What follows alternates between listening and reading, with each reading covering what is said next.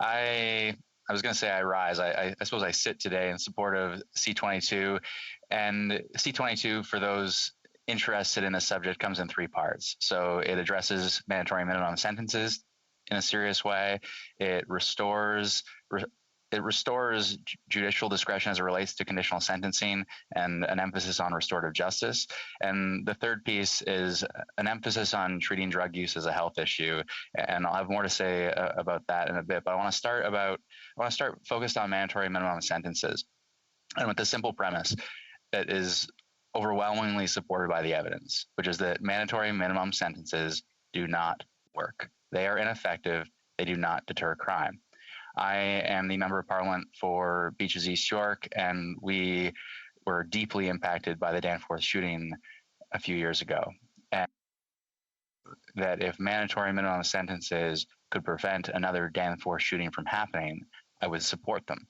But they wouldn't, and instead, they disproportionately and negatively impact racialized Canadians. And we see the numbers. We see of Black Canadians who represent 3% of the population, 9% are in prison. We see, as it relates to Indigenous people, 5% of the population, 30% of the incarcerated population. There are obviously instances where crimes are so abhorrent that retribution demands lifetime in prison, and that obviously accords with our sense of justice. But we have seen cases before our courts, and there are obviously any number of hypotheticals that lawyers will devise where mandatory minimum sentences do not fit the crime, and judicial discretion is important. And we've seen courts render these mandatory minimums unconstitutional because of their unfairness, not only ineffective, but unfair. So too with conditional sentencing, that notion of effectiveness, but also fairness. Punishments and remedies need to take into account context. There are reasons of fairness, and I mentioned reasons of fairness as it relates to racial justice, but also for those, and I've already heard a question from a Conservative colleague emphasizing public safety. So let's talk about public safety. Unless an offender is sentenced to life or something close to it, they will, as a simple fact, be released into our community. So if we don't focus on restorative justice, if we don't focus on rehabilitation and reintegration, we put our communities at greater risk. The evidence is there. It is as simple as that. So if you care about public safety first and foremost, you ought to care about restorative justice. Now, I want to move to, for the remainder of my comments, the third part of C-22, which is the reform in a more sensible way of our drug policy laws. I want to start with, this is, I think, roundly accepted by anyone who has studied the issue, but the so-called war on drugs is an abject failure. And I'll read, this is from the Global Commission on Drug Policy. They write, "The evidence overwhelmingly demonstrates that repressive strategies will not solve the drug problem, and that the war on drugs has not and cannot be won."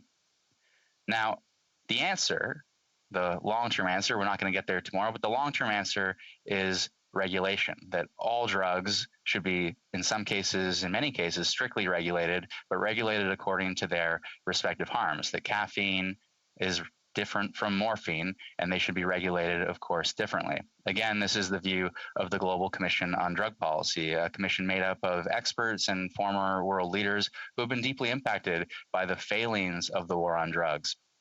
They write, "Regulation and management of risky products and behaviors is a key function of government authorities across the world. It is the norm in almost all areas of policy and law, except drug policy. In the field of public health, when compared with policy responses to other risky behaviors, such as dangerous sports, unhealthy diets, or unsafe sex, it is punitive drug prohibitions that are the radical policy response, not regulation. Drugs should be regulated not because they are safe, but precisely because they are risky."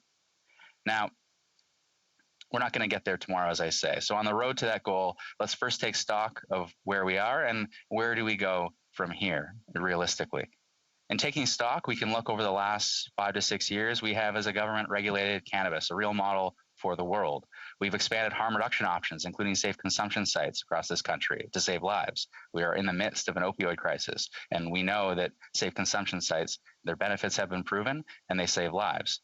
We've also increased money for treatment options for the provinces. We have implemented safer supply pilot initiatives, including here in the East End. South Riverdale just received funding to renew their safe supply pilot for another 2 years. Again, it will save lives. We've established new guidelines for prosecutors as it relates to the simple possession of drugs and prosecution of the simple possession of drugs.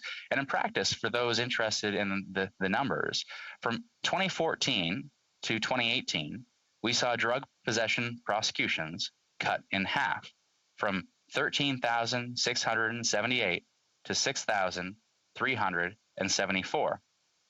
Now, we need to build on that progress unquestionably, which brings me to the third part of C-22, which is a near copy and paste from a private member's bill that I'd introduced in February of last year.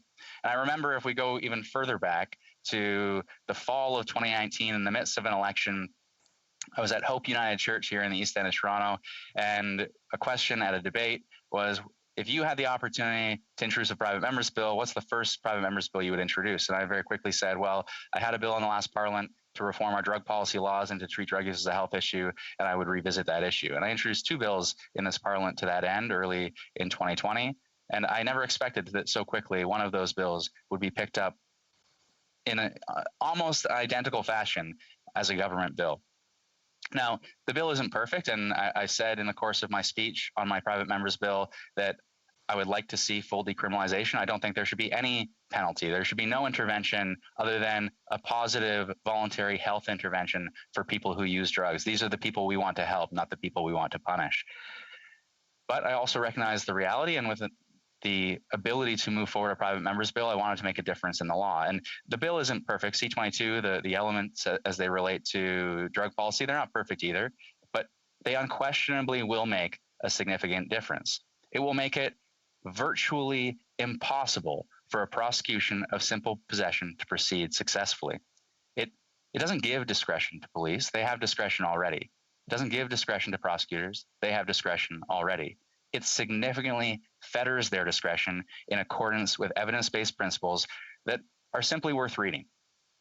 1, problematic substance use should be addressed primarily as a health and social issue. 2, interventions should be founded on evidence-based best practices and should aim to protect the health, dignity, and human rights of individuals who use drugs and to reduce harm to those individuals, their families, and their communities. 3, criminal sanctions imposed in respect of the possession of drugs for personal use can increase the stigma associated with drug use and are not consistent with established public health evidence. 4, interventions should address the root causes of problematic substance use. 5, judicial resources are more appropriately used in relation to offenses that pose a risk to public safety. Now, there are real challenges to police and prosecutorial discretion, but the proposed system, if implemented well, is not so far away from the Portugal model that we hear many advocates of decriminalization call for, in which police remain first responders in many cases, and dissuasion panels have significant discretion to mete out different remedies, including some that are quite punitive. I've spoken to Brian Larkin, one of the chief of police for the Waterloo area, and he has helped lead efforts. And I want to credit the chiefs of police for really pushing for decriminalization, pushing for more sensible drug policy. And I can tell you, with prosecutors on board and the chiefs of police on board, we now need resources from the government unquestionably to expand treatment options and to expand health services for the provinces. There's a real opportunity in C-22 to make a meaningful difference and to effectively end the war on drugs. Now, my preference, as I say, would be to simply delete Section 4 of the CDSA.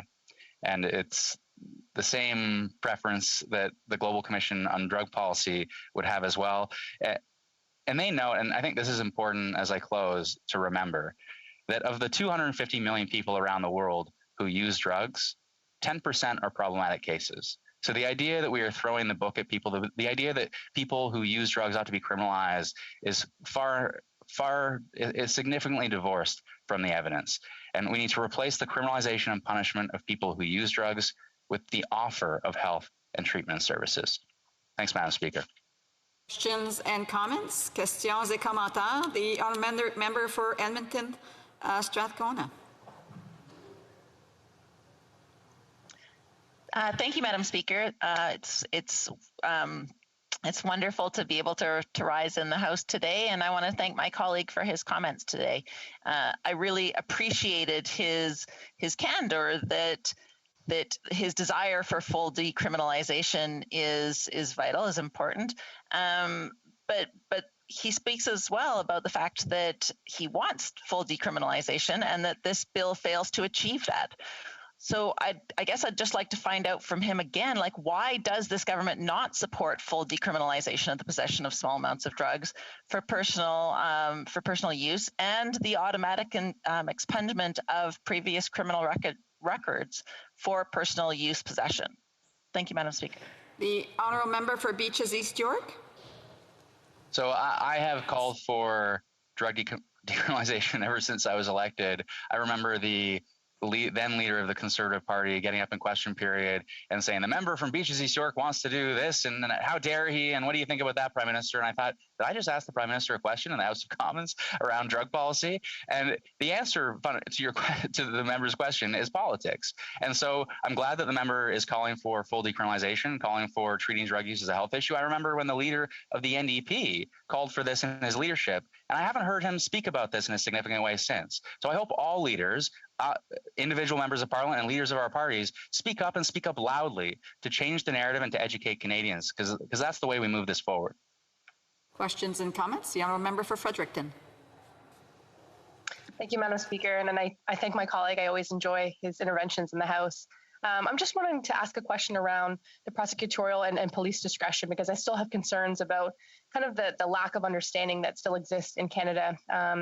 And so I'm wondering what other additional measures the member would like to see. I'm thinking about Bill C-3, where we made it mandatory for judges to have training around sexual assault. What about trauma-informed care? What about information around residential school experiences, or other about Canadians who continue to be oppressed in our country? So are there additional members that this or measures that this member would like to see in this bill? The honourable member for Beaches East York. I don't know that the measures need to be in this bill. It becomes about the implementation of the bill.